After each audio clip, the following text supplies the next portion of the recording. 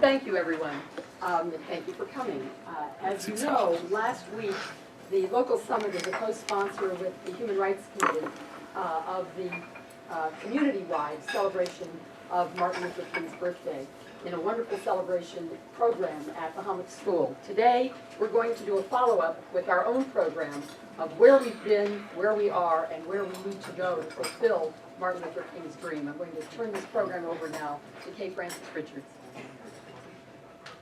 Good morning again. Each year we pause in January and we remember Dr. Martin Luther King and his fight for social justice. We read his I Have a Dream speech and realize, yes, Dr. King was deeply concerned about the plight of Afro-Americans, but he also wanted every individual, regardless of race or national origin, to share in the American dream. We are very fortunate to either live in or work in the community and in Westchester. We have many opportunities here. However, there is always room for improvement on how we relate to each other.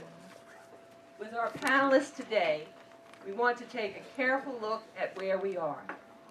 How far have we come in fulfilling Martin Luther King's dream in this community? What still needs to be done? And suggestions for doing it. To lead us in the discussion, the summit welcomes Monsignor James White of St. Vito's Church, Keith Yiser, a lifelong resident of Mamaroneck, and Rabbi James Slellman from Larchmont Temple. That was so close. I'm sorry. Certainly. We're asking, we will take the panelists in that order, and we're asking each panelist to please speak no more than 10 minutes. Again, I say welcome. Well, I yield my time to the distinguished. No, keep, no.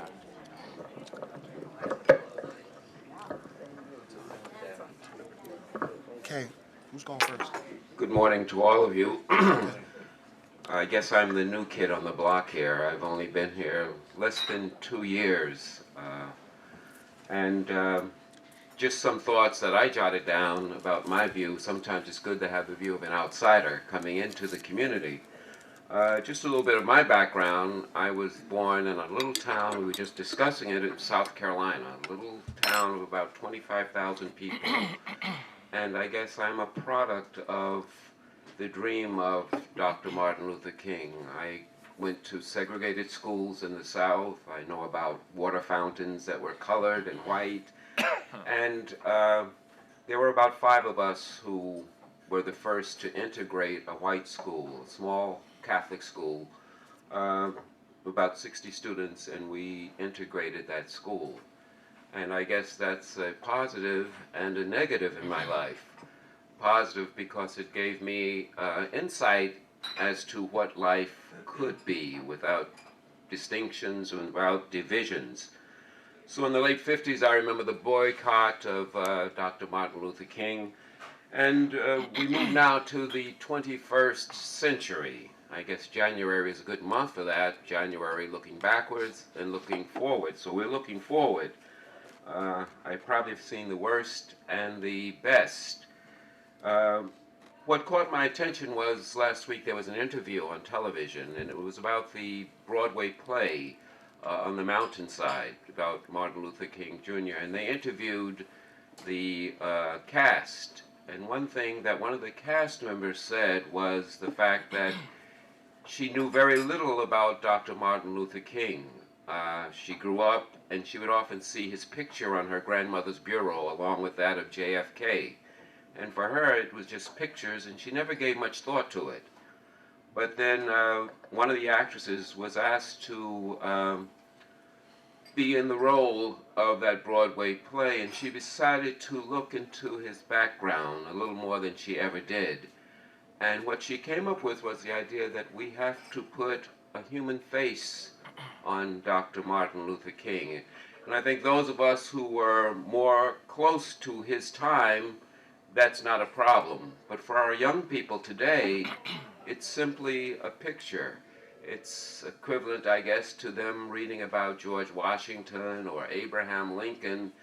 And the question is, have we done enough to keep that human face there, to make Dr. King alive today, to make him present in our world today? I think initially, yes, there was a lot of movement, but sometimes we come to a little malaise and we let things go because we see progress.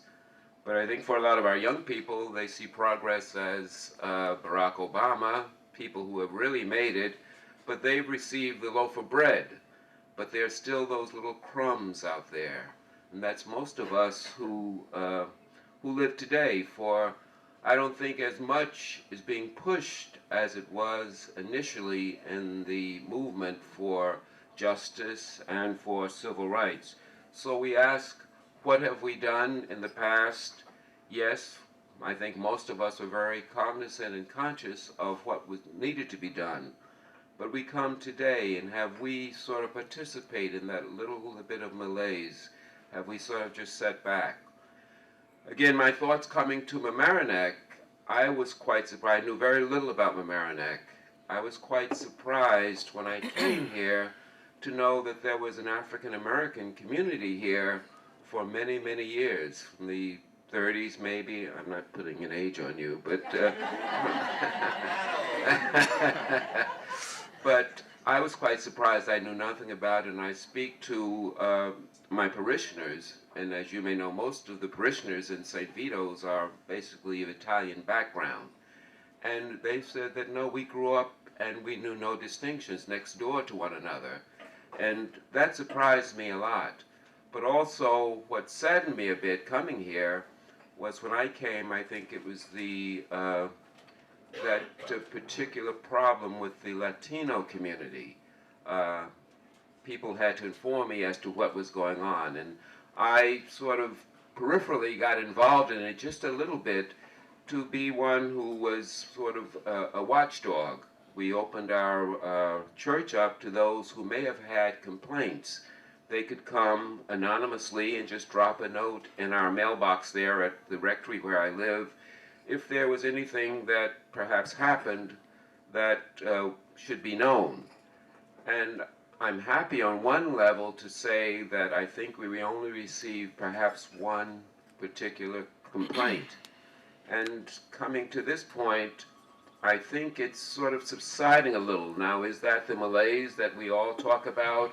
Or is there something that's sort of in the background now and we are moving to other areas?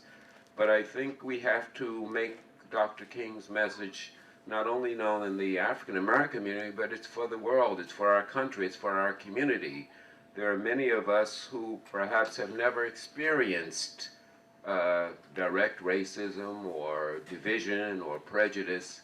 I personally have, but I think it made me a better person. And I think that we should share that with our young people to bring Dr. King back live and well, and put that human face on him that was mentioned. Where do we go now? I'm open to so much here. Again, as I said, I'm the new kid on the block, but I'm learning about the community. I'm learning a lot. One of my initial hesitations becoming the pastor of St. Vito's, again, I said, I'm going into a parish that's about 90% white, and I wasn't quite sure how I would be accepted. But I think the community now is very much aware because of the problem with the Latino community. They're very much aware because of having grown up and lived next door to people of other ethnic backgrounds. I think the community now is open to it, but we cannot let that fade away. I think we have to really work harder now to make it even known to the younger people who don't quite know who and what Dr. King stood for. And it comes down to education again, not only of those who are perhaps the victims of any kind of discrimination, but for us too, we have to continually educate ourselves on how we are to bring Dr. King's message to our community, to make it alive, to make it vibrant. And I think if we do that, we have achieved some success. It takes time, it takes a while, it takes education, which is not easy, but I think overall we have to work a little bit harder. I know I myself sometimes may take a back seat sometimes and shy away from things. And it is up to each of us to do what we can to make Dr. King live among us, to make his message known, and to make him a part of our community. Again, I think sometimes we may not know how much we have here. Again, as an outsider looking into Mamaroneck, I think that we are working hard. We are holding hands and joining hands and doing what we can. Is that enough? Probably not. But I think the start has been there. Where do we go from here? Again, to put all of our energy and our abilities into bringing Dr. King into our community. I think it was Dr. King who said, in order to overcome a lot of what's going on, we need a little bit of intelligence and a lot of ingenuity. Well, our children have the intelligence, and we just have to get them out there and lead them and sort of push them a little more to bring that ingenuity and that energy into making Dr. King's message become a reality. Thank you.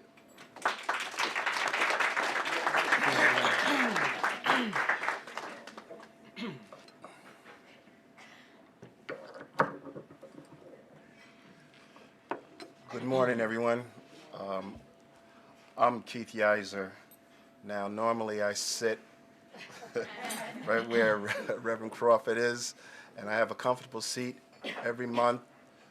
But today, I am sitting in front of you, and I'm very proud to be sitting in front of you because I am a product of this tri-community, which is the village of Larchmont, town of Mamaroneck, and the village of Mamaroneck.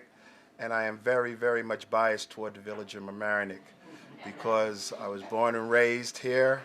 And as I told my counterparts here on the dais, that with the exception of college, I spent my whole life here. Oh, a brief stint playing ball in Europe, but I've spent my whole life here in Mamaroneck.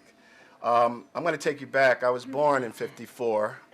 And you know what's funny about that? No, because I can say that I was born in '54, but my father was born in '27, and his father was born in '89, and his father was born in 1850 something. Okay, and no, Doc, I'm going to say I do remember, but I will say this, and this is something that people have to be inherently aware of in terms of the African American community.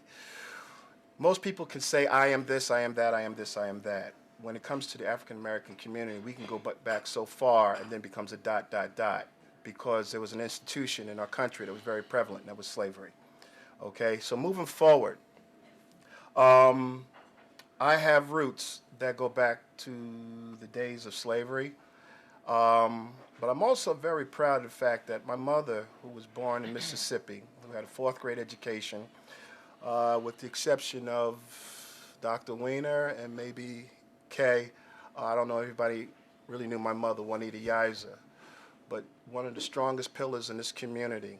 And I pay homage and tribute. My mom's passed in 1999. My father's still alive. And his body is starting to fail him, but his mind is just as sharp, and we can have a conversation that go all the way back to even forward.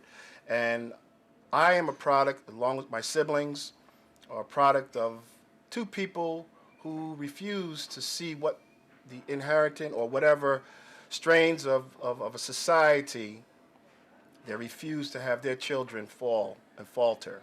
I have never been arrested. I have been arrested basically just standing on a corner, so if you want to call it vagrancy, but that was the mistake of a village cop who thought I was selling drugs, which was very quickly taken care of because I don't sell drugs and I don't use drugs. But the other part of it is that all of us are college educated.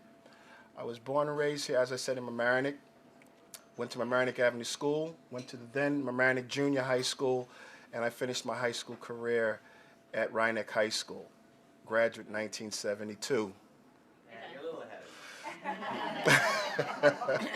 No, okay. Carrie and I, we go back because as athletes, there was a camaraderie amongst kids, and I'm going to speak on that because in our three communities growing up, were there borders? Yes. And those borders were very distinct. You had haves and you had have-nots, but we were kids who were on bikes, and we traveled all over the place. Okay, sometimes went to this far adventure called Harbor Heights, and then there were times we drove to Murray, Flint Park, and all this and that. It was very good, very open, very free. And in that, my teenage years, I didn't get civically involved with anything until it pretty much was the death of Martin Luther King. Martin Luther King got killed April 4th, 1968.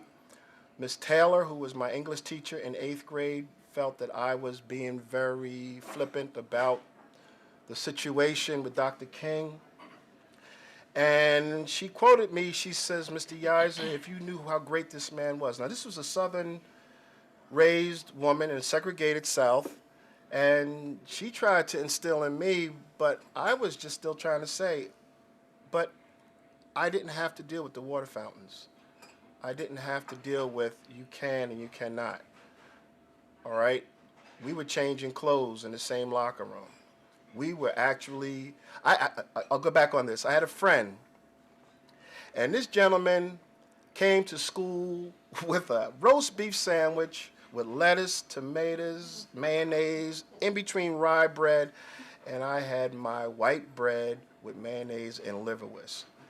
And he looked at my sandwich and said, "Man, my mother would never give me that." And I'm like looking at that sandwich and said, "I don't think we can ever afford that. Do you want to switch?" We switched. And that's how it was. And that's how it was pretty much growing up. We shared a lot, we did a lot. So I didn't see the segregation that she was trying to expound upon me. But I did say to her one thing. My mother taught me about segregation. My mother taught me about the hatred of white folks. My mother, I can't expound too far because it would get too emotional in regard. If you understand Mississippi in the 1920s and going forward, there was a law, and those laws were created to keep people down. When she got here, she saw what the advantages were, and they instilled, I say they, my mother and father instilled in us as children that we belong and that we were second citizens to nobody. And that's how I travel through. There are times I have an arrogance about myself. I know that some of my college counterparts, I played basketball. Some of my fellow basketball members did not associate with white people because they were from the inner city. Some of my friends from Long Island, they had that mixture like we did here in Westchester. But I didn't. I told them I was the only black male to graduate out of my class, 1972. Wasn't the only black male in the community, but at Rhinebeck High School, that's what it was. And it was never held down. I continued to move forward. So with that, I was able to move forward and see certain things. Now, going into my civic organization or my civic responsibility, there was certain people in our community who did see the injustices in our village, something that I didn't see. And I have a lot of friends. I grew up in the flats. By the way, the flats is not a derogatory term.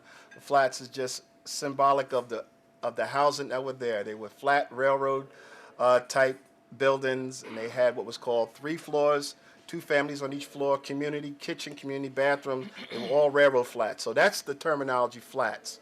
So we grew up in the flats. A lot of my friends, they saw certain things based upon their lens. And I always explain things. I'm a high school counselor, and I explain things to kids about their particular lens. And that lens is how they see life and how they experience life. And nobody can ever tell somebody that one person is maybe catching the thumb on the top of their head and the other person is not. And when I was saying to myself and to the kids and to everybody else, I never experienced prejudice, it's because I was taught not to experience prejudice by people who experience prejudice. But there are people who experience prejudice who will hold on to that knot. And it will sometimes drag them down, and it'll be an albatross around their neck. And when I say, in terms of my civic pull-in, I was pulled in by people who did experience that. I can name people like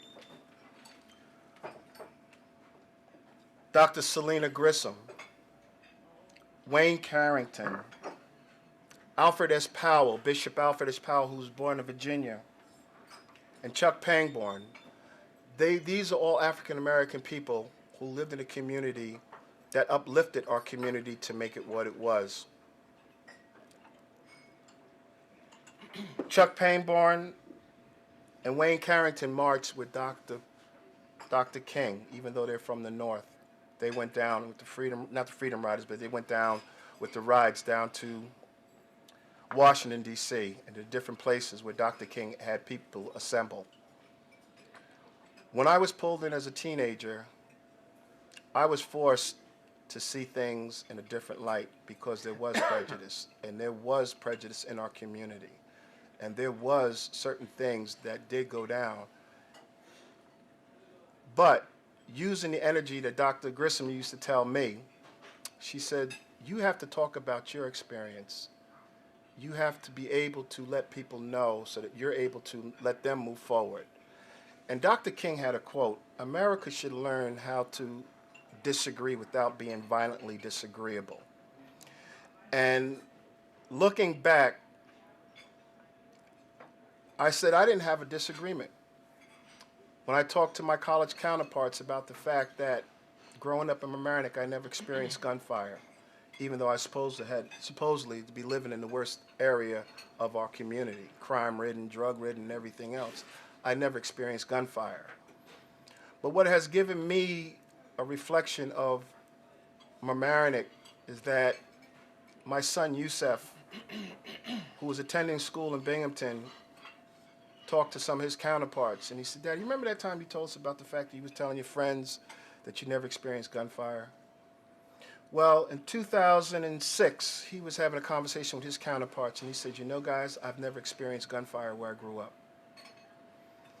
And to see this community as it is, we can be something that's very unique. We are three communities that live together. And under Dr. King's dream, and his father came here to make a dedication one time. He was telling Bishop Powell, this is a very, very, very unique place.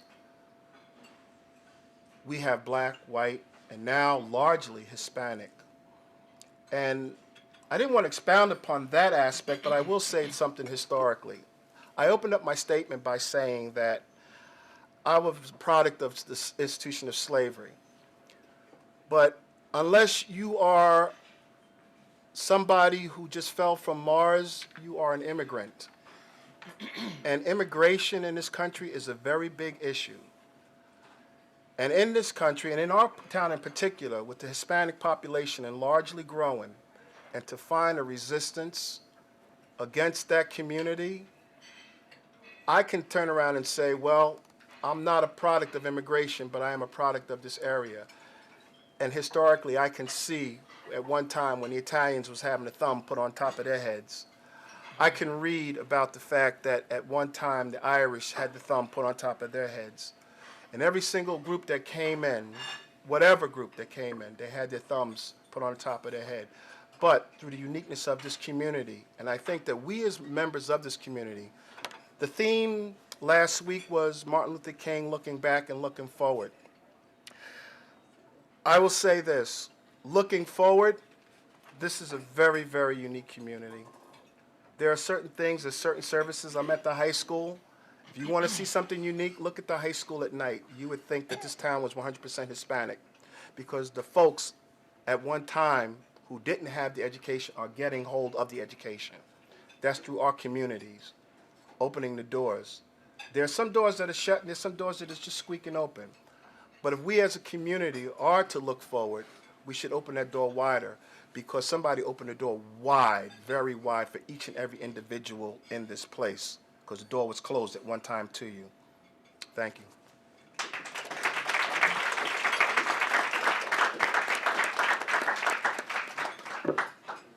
See if I can risk this. If I just talk like this, is it okay? Because I want to be close to you. Is it okay? I'm not going to be recorded. You'll hear me. I guarantee it. Jeff Serkman, Rabbi at Larchmont Temple. for a long Larchmont time. Temple. This, my 25th year here, which is very exciting. Yes. To be in the same place. And, and I agree with it. By the way, I could just say I agree and then sit down and it would be a lovely breakfast. I will tell you that this is also the 18th year that we are celebrating an exchange with the son of Alfred S. Powell, that's Wayne Powell, and the Straight Gate Church community. And it's a great exchange. It's been a great exchange, and we continue to grow together as congregations. But here's the, if to cut to the chase, the follow-up for me from this, and the perspective is really quite compelling. But the follow-up for me from the Reverend James Forbes and his revelation, and I think a quite inspired sermon, his preaching, even though he only preached from the little Bible, not the big Bible if you were there, which was great, is Dr. King died because of economic injustice. Dr. King, of course, yeah, he died because he was a black man trying to create the reality of civil rights. But you know, it was really because he upset the apple cart, and the status quo became endangered, and because he was willing to stand up and speak truth to power. And so, what's the follow-up, perhaps, to to what we heard as well as to what we know? Yes, it's education. It's education, and it's teaching about Dr. King and bringing him to life, reading his words and understanding what that might mean for us today. Yes, it's really celebrating our community and understanding where we came from and where this community came from and how unique we have it. But if you want to listen to John Lewis and who was the co-sponsor of the bill in 1986, is it Waffer? I forget his name. Maybe Waffer. In 1986, that's when Dr. King's birthday became a national holiday. And the slogan, the saying was, not a day off, but a day on. And so it's supposed to be a day on. So if we want to be serious about Dr. King, we have a great exchange. The Straight Gate Church and the Larchmont Temple, we continue to do things way beyond these days. This Friday night at congregation at Larchmont Temple and the Sunday morning at Straight Gate Church. So we'll get together for a concert in 3 weeks or 2 weeks, February 6th, 4th, something, 5th, Saturday night of that weekend, and we'll have Larchmont Avenue Church Choir, or the Westchester Chorale, our choir, and Straight Gate Choir singing together. We'll get together for the Women's Seder, and in fact, the Straight Gate Women's group is supposed to be coming. That'll be great. This is all great. But if we want to take Dr. King's challenge seriously, that we are an inescapable network of mutuality, then we'll take care of each other. Then we'll actually take seriously the fact that if my friends in the church community have been looking for work for 6 months, I've got to do something about that. I've got to actually help them. So that means we'll take maybe the Monday and we'll create something that will be a beloved community. We will try to teach Dr. King's words. We'll get together and celebrate what we share in this awesome place and how we don't teach prejudice. I agree. The community of the high school is an amazing example of that. You see our kids. My daughter doesn't quite understand. How could you live like that? That was only 50 years ago? That was the way people lived? Are they crazy? But we'll also, maybe, have things like job fairs, connections. Now, we do this all the time. But if we want to take seriously our challenge, we'll take into consideration what it means for people who are trying to beat what Dr. King laid forth as the primary goal, which is economic justice. So maybe we would do something about that. Maybe we would actually try to galvanize this beloved community and this awesome place to help one another. And it transcends color lines and religions and faith communities. Just an idea. I celebrate Dr. King's dream. I do it by watching a football game at my friend Wayne's house every year, and then usually having sushi or Chinese food, depending. And I've been doing it for a long time. And you know, it's an excuse to get together, but we also got together 3 weeks before, and we'll get together 2 weeks after. It's because we love each other. And so the bottom line is to create those connections where you're celebrating a love that transcends, you know, color, and race and faith. It's an awesome place, and it's great to be able to be here and to hear other stories. Sitting next to Keith, I feel like I'm sitting next to Mamaroneck history. You know? And I had no idea he was in his 80s, which is amazing.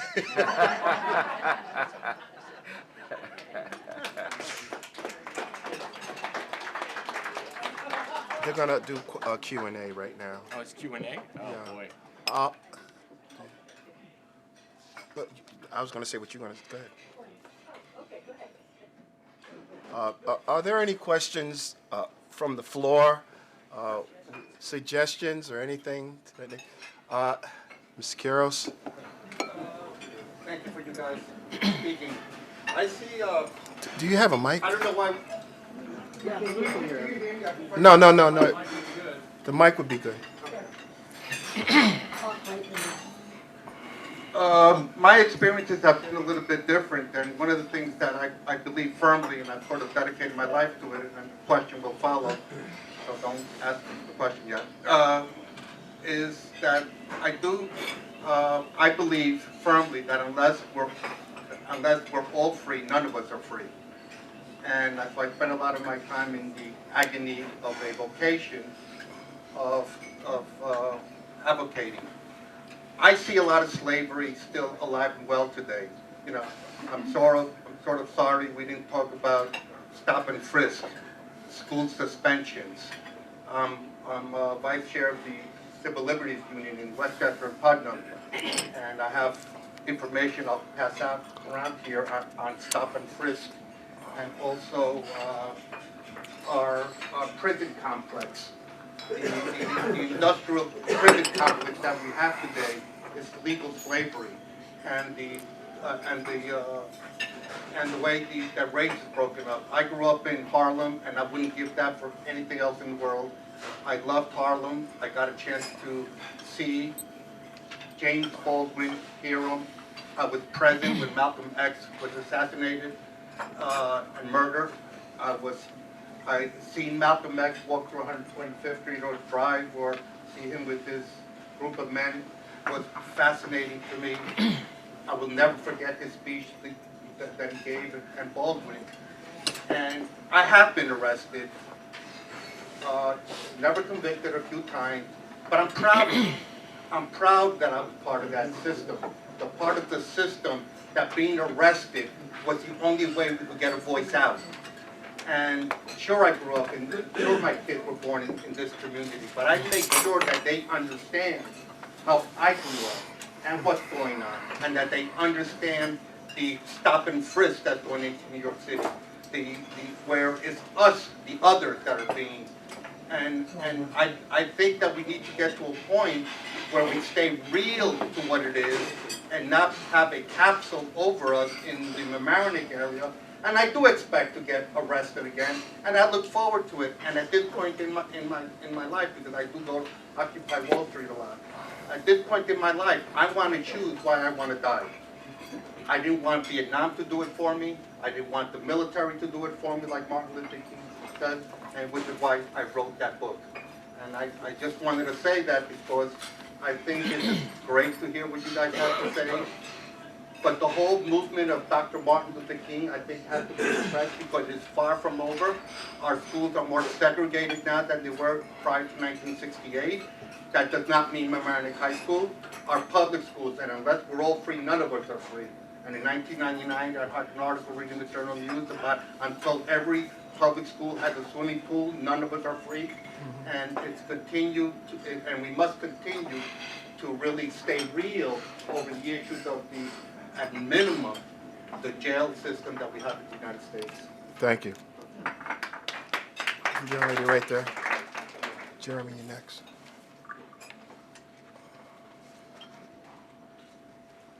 mouthful. I know you people are going to disagree with me, but I'm one of the oldest people in this room. And I will tell you that I've lived in this area all my life. And I'm going to tell you that 40 or maybe 50 years ago, maybe a half a dozen of us white people and a half a dozen of you black people got together for dinner. We wanted so much to bring each other together because it was not happening 40 or 50 years ago in this community. One of those people was our own Cindy Albert. And we had dinner together maybe 2 or 3 times, and it just faded away. We couldn't get other people to join us. It wasn't really working, but every time I've seen Sidney Albert all these years, we've reached out as distant friends. And now today, he is part of our board in Mamaroneck. It's just fabulous. And nobody is even taking note of his color. He's just one of us. And we're so thrilled to integrate. But 40, 50 years ago, it wasn't that way here. So I'm very proud and thrilled. I do have one question. Yes. You said you went to Mamaroneck Junior High School, but you ended up, where I ended up, in the Rhinebeck High School years. Did that have anything to do with the different races or anything? Or why did you go to Mamaroneck and then Rhinebeck? Okay, I have the mic. Repeat the question, please. We can't hear now. The question was, she's baffled over the fact that I went to the Mamaroneck School District, but I ended up at Rhinebeck, graduating from Rhinebeck. Those of you who know that Rhinebeck is only a school district, and the border is just the Mamaroneck River. And as I indicated, I was born and raised in the Flats. We lived down on the corner of Ogden and Center Street, Waverly Avenue. And my father, in 1967, purchased a house on Cedar Street, right off of Jefferson. And as a result of that, most of my siblings graduated from Mamaroneck. My brother, Damon, and myself, we were the younger ones. We ended up at Rhinebeck. I can say certain things, and I try to make that point in what I was talking about in terms of the disagreements and different things in terms of a community. I can agree with you, as I've learned to do, but I can also disagree with you when it comes to what you say didn't exist. I can say this, more than 40 years ago, my father purchased a house and he was only a factory worker. And with all the kids that he had, he was good friends with the president of the bank, Mr. Stark, at Sound Federal Savings, whatever it is now, I don't know. But that was a handshake. That was a handshake between two people who have known each other lifelong, okay? Yeah, this community had coexistence. You know, did we have segregation? Yeah, I think Dr. King also said something else. The most segregated hour in America is Sunday morning. I went to Straight Gate Church. We didn't have any white congregants, and when we did, it was like maybe 1 or 2. But I can remember going to United Methodist Church, Reverend Bailey, Reverend Roan, AME Zion. At that time, the St. Thomas Episcopal.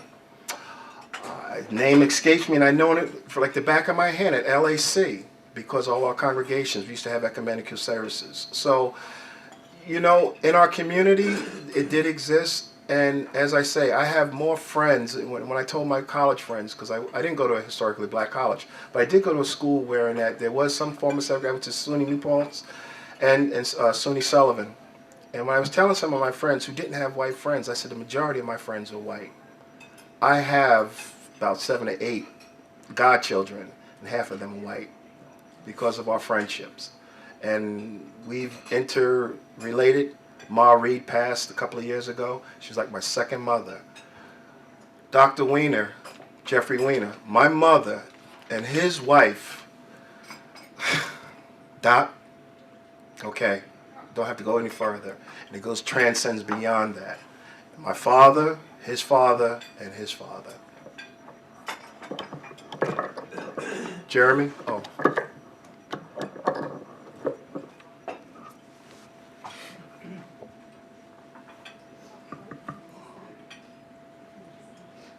Thank you.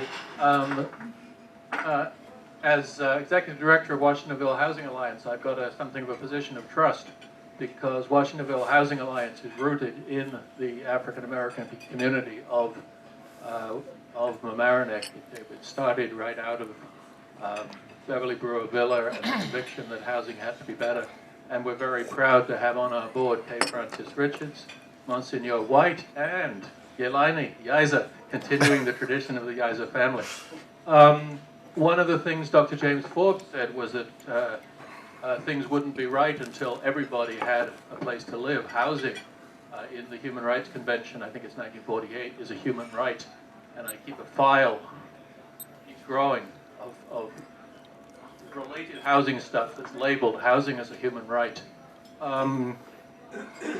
And to give people in our community decent homes, not to have to worry about housing security, not to have to worry about heat, not to have to worry about childhood asthma, not to have to worry about lung infection from mold, not to have to worry about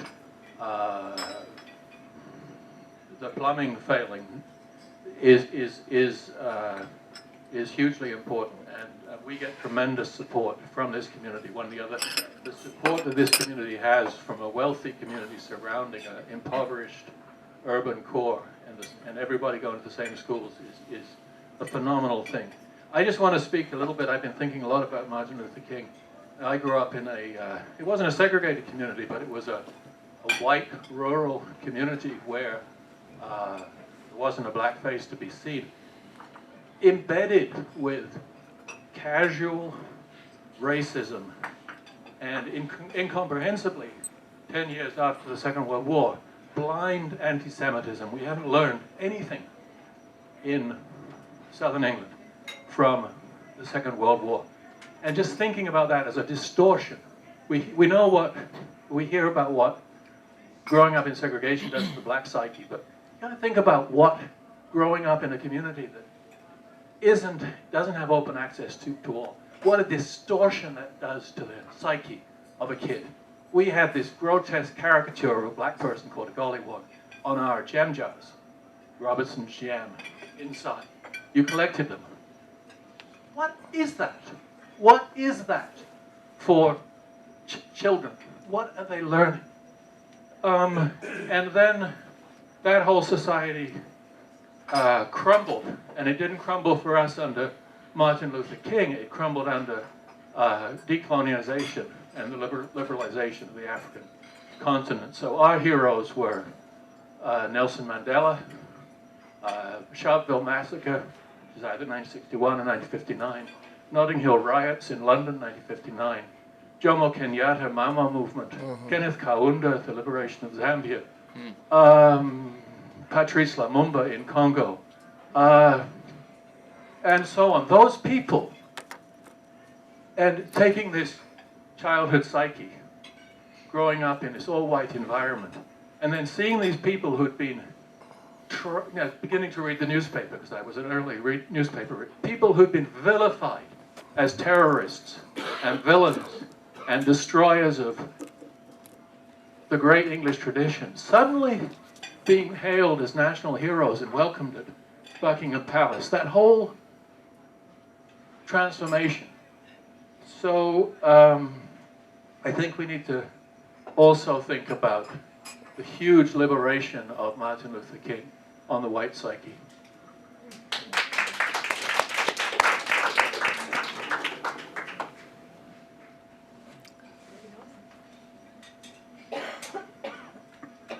Jane?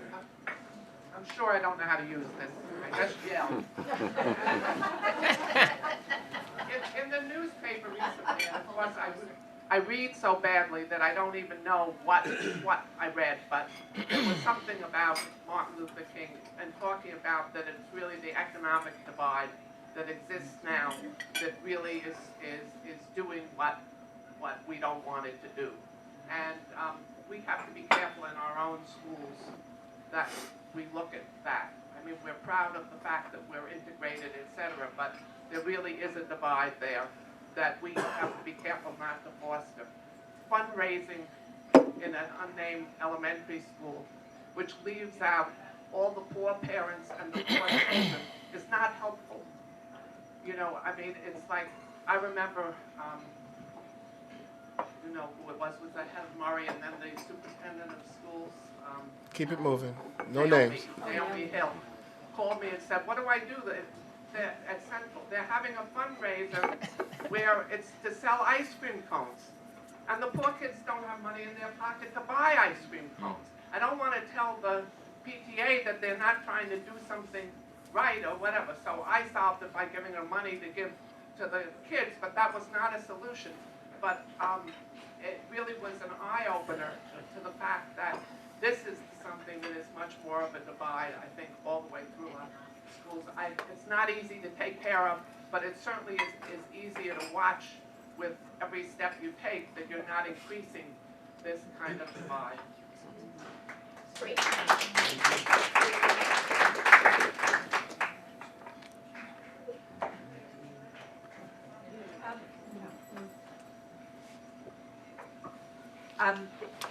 Related to that, on National Public Radio yesterday, there was a conversation about how teachers, after year after year, are having a hard time figuring out how to convey the message to kids of the importance of Martin Luther King's message. So I'm wondering, especially in light of what Jane is saying, what would you suggest to teachers? What kind of curriculum should they have as they are celebrating Martin Luther King to try to convey his important message? What? I'll go after you. Again, as I said, Martin Luther King is like studying history, and how do we make any kind of history lesson alive? And I think for most of the students, they've lived in a situation where they don't see what happened 50 years ago or 30 years ago. So somehow that has to be conveyed. They may get a hint, but I think we have to have them realize that, as you said, your parents' parents going all the way back, and that you never experienced it, but somehow your parents helped you to know what prejudice is. Another little subtle difference, I think, I had a little problem with this, and I brought it up in various places I've been. Just the subtlety of prejudice. The Hispanic immigrants who did not have proper papers were often called illegal. Now, others in parishes I've been from Europe, they did not have papers either, and they were called undocumented. Now, is there a difference between those two words? But I think, again, that's the subtlety of it. And those are little things that are creeping in that still sort of maintain that division. And again, we have to bring that to the forefront, things of that nature. Just the subtleties of racism that still exist, whether it's undocumented or illegal. I don't know if there's a difference.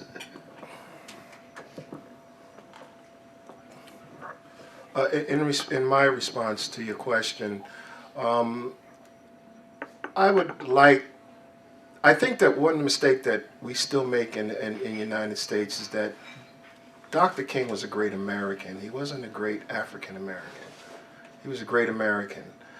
It's just that the distinction is that in Western thought, which is Euro-ethnic, that we can take the distinction of man and great men,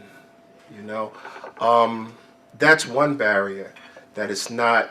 And I think that we're trying to fight that right now, even at Mamaroneck High School, where we don't have this one-time assembly that would bring all the kids of color on stage.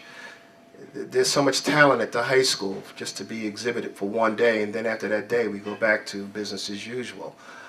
In the educational strata, I believe also some little subtleties like the language, certain things that every Indian victory or every Native American victory was a massacre. I mean, they've changed that language. And I think over the years, as we start seeing it, because the truth is, Dr. King's birthday, and I know that we're still very fresh, as everybody here in this room can pretty much say April 4th, 1968. But the children at the high school cannot. They won't remember, just like we would sit back and do on February 12th, 7 years ago, our fathers brought forth upon this nation a new country, conceived of liberty, and dedicated to the proposition that all men are created equal. And we are engaged on that battle. That was the Gettysburg Address. No kids are doing the Gettysburg Address. And I will not tell a lie. I cannot chop down a cherry tree. Okay? Those are the things that we were learning, but that language has changed. And we want to see, and your question is very valid in terms of what will be the remembrance of Dr. King. But Dr. King, I tell students today that Dr. King had a dream, but even further than that dream, he had vision. And when you're dreaming, you can wake up with a nightmare, you can wake up with something that's very good, but when you have vision, it's very clear. And I think the students should look forward to certain things in terms of the equality of this world, the injustices that people are putting upon each other, also some of the things that can move them forward, like just saying the humanity of man. We have a disappearing African American community here. And some people are saying, what's going on? Well, you know, like one of my friends told me, guys, why rent when I can own? There's also a migration of African Americans going back down south.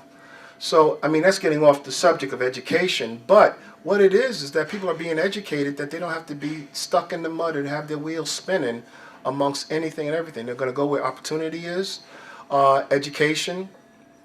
One of the things that's very rewarding at Mamaroneck High School is that I see a lot of the kids in the African American community who take advantage of what we have at the high school, go on and further their education. I would wish that they would come back to this community, but our community has outpriced themselves. But they are very successful people elsewhere.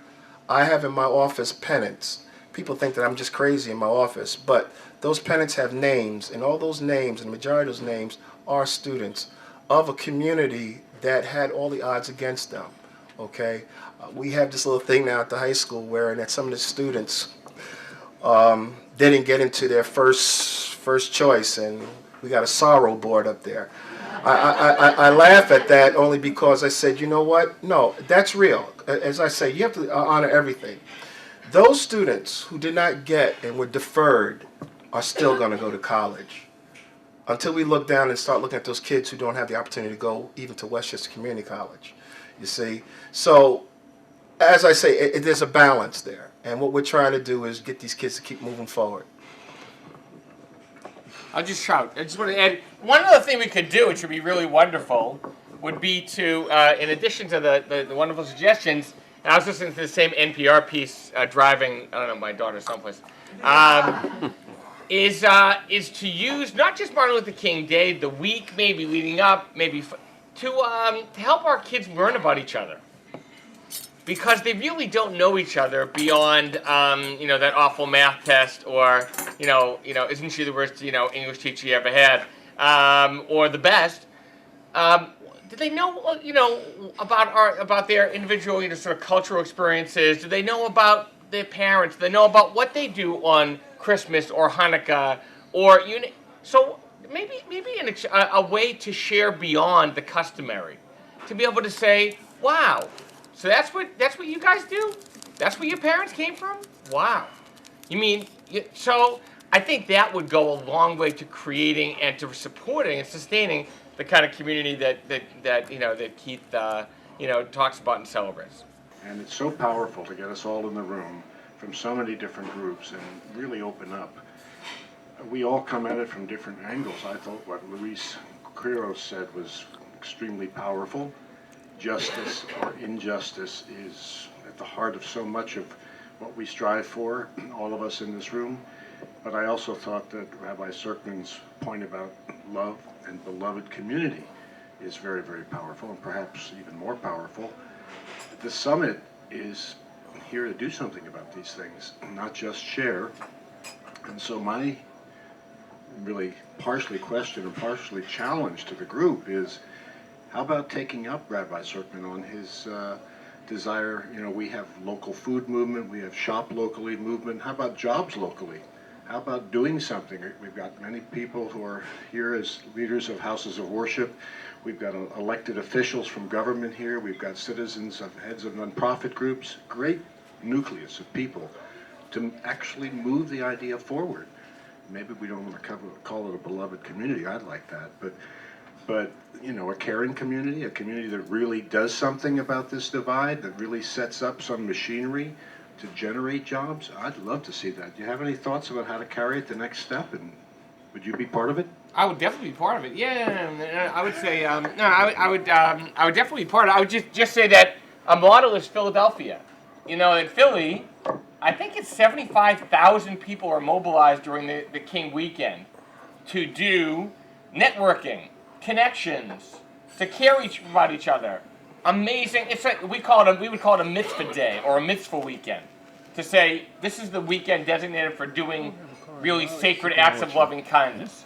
But it isn't just limited to that weekend; it goes throughout the year. So I would definitely be part of it.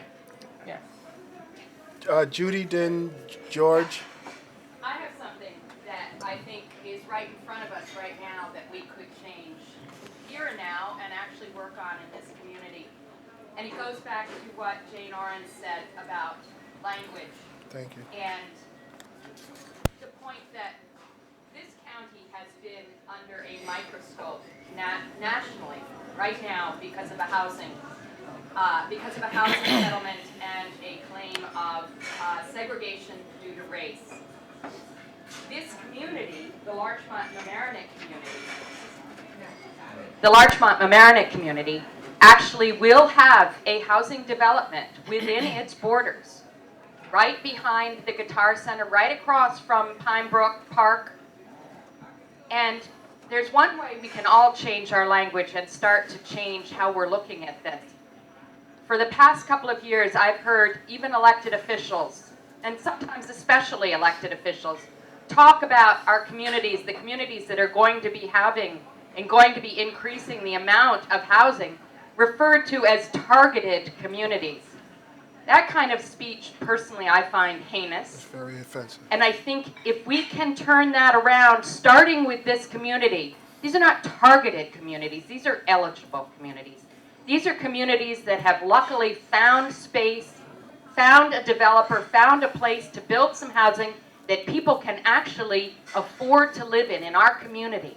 And if we can reach out and embrace them, there's a park across the street from where this development is going to be that is in definite, deep need for a redo. This community could so get into that. The summit could get into that. I've had calls for county help with that. Well, our county under the current administration is looking for ways to get out of all federal help in terms of community development block grant money.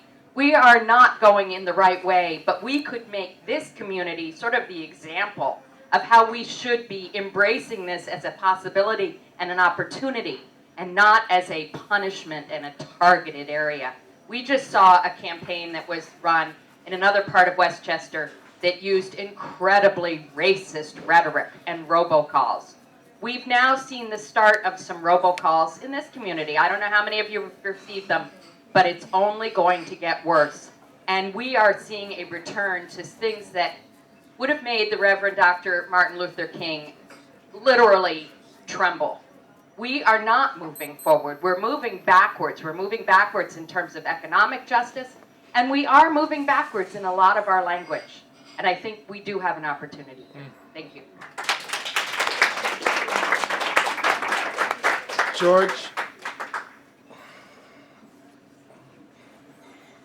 Thanks very much. I know time is precious, and I'd appreciate any thoughts that any of you gentlemen want to share on this basic concern I have on the area of economic justice. We're in a difficult economic time now, and generally when you have individuals worrying about their own economics, it's a time when they are the least generous and the least thoughtful about other people's economics. What I hear, I guess it builds off of what Judy said, what I hear a lot out there, and I think we're watching it in the portion of the presidential race that's being conducted now in one party primary, is a philosophy that says we as a society, we as the government as part of the society, do not have an obligation. It's the individuals. The individuals have to figure out how to do it on their own. We've heard a discussion of what constructive, destructive capitalism is, when you deconstruct a business and you lose jobs, and that opens the door for something better to happen in some magical way. We've heard a lot about the sense that we need to talk to people and tell them that we don't want you to have a handout, we want you to have a job. If you go to the NAACP, one of the candidates said that. What is your feeling as you listen to, the rhetoric in the moment? Again, it builds off of what Judy said, because my concern is that it's not framed as racist or anti-Semitic or anti-any ethnicity. It's framed as conservative versus liberal. But it still has the effect of saying, we will not support efforts to bring economic justice or social justice to society. The individual is really on their own. I hope I'm not misrepresenting that point of view, but that's what I hear, and I hear that in my chamber from some of my colleagues when we sit. Do you gentlemen have any reaction to that, what you're hearing in your worlds toward that point? I mean, Dr. King, remember what Dr. King said? He said the same thing that Louis said. I'm not free until my brother is free. And so if I'm not going to care for the people around me, how can I claim to truly be whole? Never mind my own personal integrity as a human being, or a person of faith. So, we have an obligation to care for each other. It's as basic as that. It's foundational. I was recently at the children's service on Rosh Hashanah at Larchmont Temple, and I hope I can make this very short, but there was a story told by one of the rabbis about a community in which the queen said, I'm going to make it shorter, so I'm not going to. The queen said, when people came and said, the people down the road have no food, she said, well, we have food, that's not our problem. And it went on like that. They need water, we have clean water, we're fine, or whatever. So one of the people in the community was a fisherman, and he took his boat and he rebuilt it so he could take everybody out on the river. And he took everybody, including the queen, out on the river. And they all were having a wonderful time. And then he started drilling a hole in the boat. And they kept saying, but if he says, it's my boat. And everybody said, but we'll all drown. And so the people said, no, no, no, you can't do that. And then they looked at the queen and said, that's it. But anyway, my little granddaughter looked up and said, that's a terrible thing. And the next thing that happened was they gave in the sermon that there were people who were poor and around us, and people who didn't have places to sleep, and people who didn't have places to eat. And she leaned over to her mother and said, we should invite them over. And I think if you could resurrect that story, it was much better told. Especially for younger children, it's such a good way, rather than just language about history, to sort of give the impression of what it means to help others that are in the same boat. Yeah. I think we're going to have to wrap it up, but I'm going to say one thing in regard to that, because a lot of this is hypothetical that we can make real, but I'm going to give you an actual fact of two communities. One was the village of Mamaroneck, and that Judy, that parcel of land that you're talking about, that park, I don't know if anybody know this, because go back, and I'm going to say something that might contradict what you had said, but 60 years ago, and it might even go back even further, that parcel of land, that park, well, if you're going southbound on Palmer Avenue, which is still part of that park, there was a homestead, and there was a very, very, very large African-American family that the town or the village of Larchmont or the town of Mamaroneck, I don't know whose property is that. That home, there was a very large African-American family, and they were given that home tax-free by the township. They didn't have to pay because they were long-standing in the community. Now, I also know another family in the area of Village of Mamaroneck, an Italian family, the same thing was done, wherein that the village took over because the family was very large, they couldn't afford it, but it was a long-standing family. So when you see that, there are examples in our community that these things did happen. Now, there's also the other side of the coin, wherein that certain African-American families who might have the resources couldn't live in certain areas in the village of Mamaroneck, village of Larchmont, town of Mamaroneck. But I also know that at that particular time, because my mother was very good friends with that family, our family was very good friends with that family. And when they were all grown and they were all very productive and they moved out, they took the parcel of land back.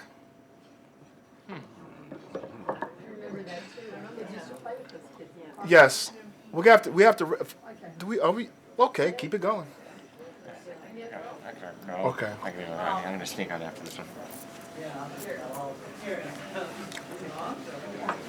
Okay. I'm almost 70. I grew up in the segregated South. I used to always tell my students that Martin Luther King helped made me free because Rabbi, no longer peace to you. all every detail of my life. Best wishes for your depended on family. the fact that I had white skin. Supposedly. What really amazed me is that the way you hear from Jeremy and from everybody, that it's not that different now. It's not that different. It's just encoded, and that's very distressing to me. The racism is encoded. The privilege is encoded, and it's not talked about. And so that everything about jobs and education and housing, all these critical junctures in the society, are still very much based on unfair, wrong criteria.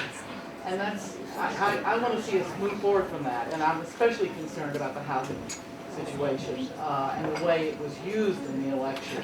These communities who've done nothing wrong, I mean, to frame it like that is very destructive. And I really want us to talk about that. To find words to talk out loud about that. Yes. Kay? First of all, I'd like to thank the panelists for being with us this morning. I'd like to thank each of you that added, gave us suggestions and something to think about. And the summit thanks each of you for being here. And I hope that we will get ready to put some of the things that we heard this morning into action. Again, thank you so much for coming. Panucci used to open the gym at St. Vito's, Larry Lawler.